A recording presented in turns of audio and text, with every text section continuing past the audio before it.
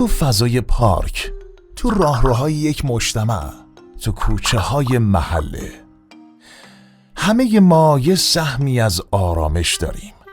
مثلا وقتی تو پارک قدم میزنیم انتظار داریم خیالمون راحت باشه، بچمون آزاد بدوه، سالمند محله با خیال راحت روی نیمکت بشینه، یا وقتی از آسانسور مجتمع استفاده میکنیم توقع داریم فضا برای همه دلنشین باشه. این حقها سادن ولی مهم. حالا فکر کن این فضاهای مشترک بشن جای نگرانی. یه بچه از یه حیوان بترسه، یه سالمند نگران باشه که ممکنه تعادلش به هم بخوره، یا ساکنین یه آپارتمان بابت سر و صدا یا بهداشت تو آرامششون اختلال ایجاد بشه.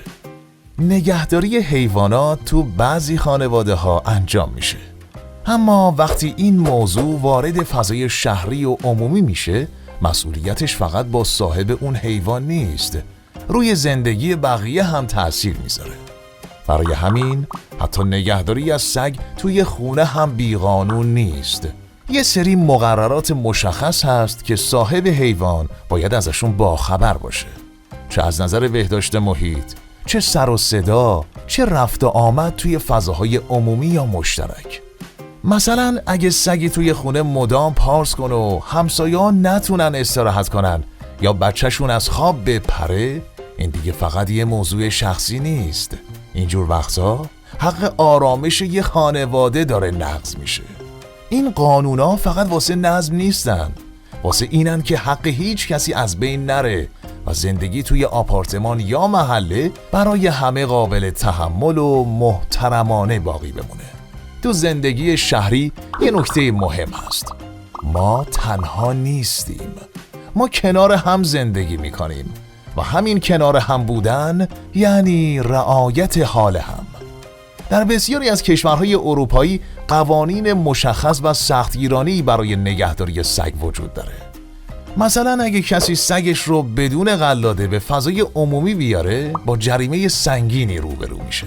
یا اگه توی خونه صدای پارس مداوم باعث آزار همسایه ها بشه، صاحب حیوان موظفه که محیط رو اصلاح کنه. در غیر این صورت اخطار قانونی دریافت میکنه.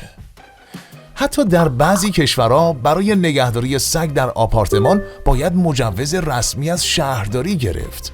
یعنی آزادی نگهداری حیوان تا جایی محترمه که به آرامش و حقوق دیگران آسیب نزنه.